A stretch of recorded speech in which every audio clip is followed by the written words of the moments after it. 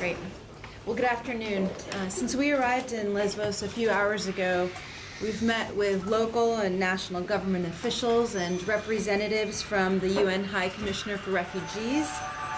We visited facilities involved in registering newly arrived migrants, and we had a chance to talk with some young refugees.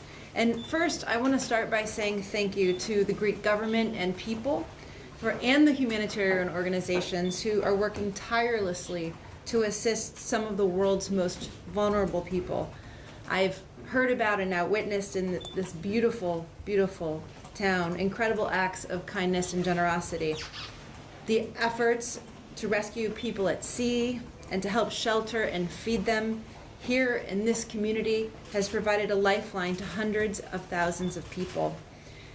The United States is a partner in this effort. I'm here on my way to a conference in Geneva hosted by the UN High Commissioner for Refugees. I'll be representing the President and the Secretary of State, who back in Washington have this issue, both solving the crisis in Syria with a diplomatic solution and addressing the migrant and refugee crisis as a top priority of our administration.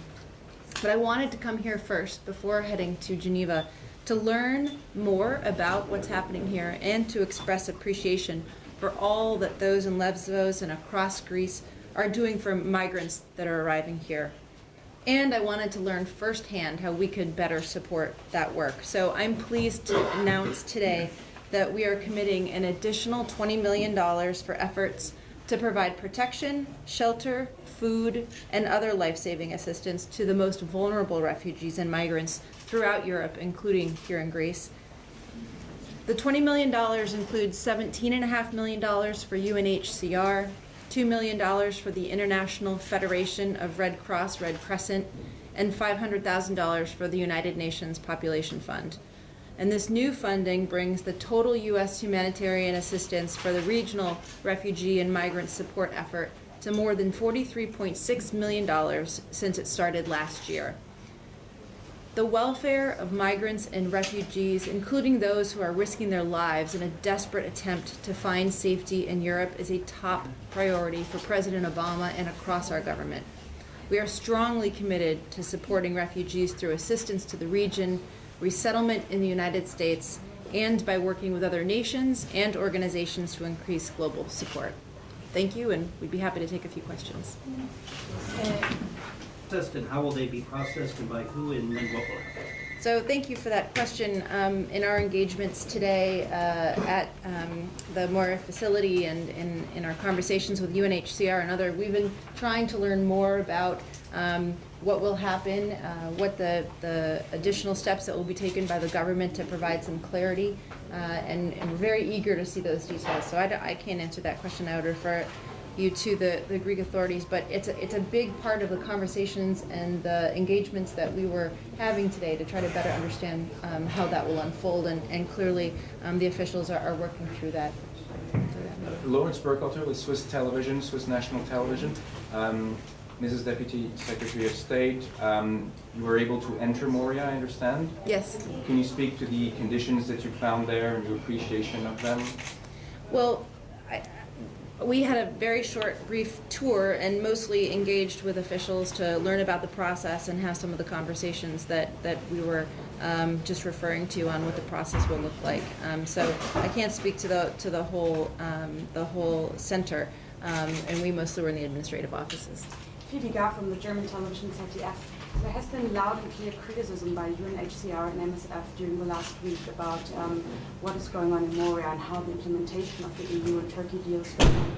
From your impression, are human rights violated or endangered?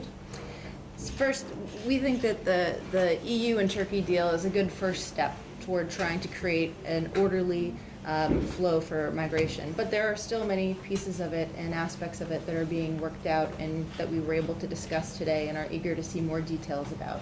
We were very pleased that in the agreement are some refugee protections, there's reference to EU and international law, and we want to see that implemented very well. So that's where our focus is.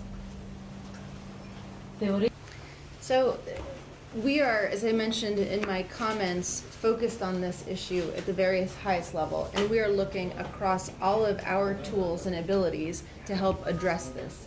that includes resource. The United States is the largest humanitarian donor in the world. We'll continue to invest resources in addressing this challenge. We're very, very focused diplomatically in our engagements with our partners around the world for them to provide more resources, to accept the resettlement of refugees, for those countries that are hosting refugees to provide opportunities to work and to go to school. So we are looking at this in a very broad and comprehensive way, and understand that the real solution is in bringing more and more countries into the solution. And that President Obama will hold a major summit around the United Nations General Assembly in September, in which countries will make pledges in those three categories. So assistance is important, but we're looking across all of our tools and toolbox to solve the problem. Just one question. I didn't understand what you said to my colleague regarding to the details of the plan. What did you learn here? Will all these people that are on Lesbos be deported? Did you learn the details of the plan? If so, when they are going to be deported? What we learned today was that there is still a lot of work going on to determine how people will be processed and what that will look like. And we learned a lot about the way in which people are being treated now, and have a sense of the ability of the government to provide additional resources where needed, whether it's for asylum processing or some of the other. But as far as being able to state exactly what will happen, I think the government is still working through that, and we're eager to see those details just as much as everyone else. How do you see it? Is it violation of human rights if somebody is deported to Turkey and even though that person doesn't want to go there or return to the country? It really is a case-by-case determination. I mean, first I would say about this deal, we need to see the details and how it will be implemented and what it will look like, and we don't have all those details yet.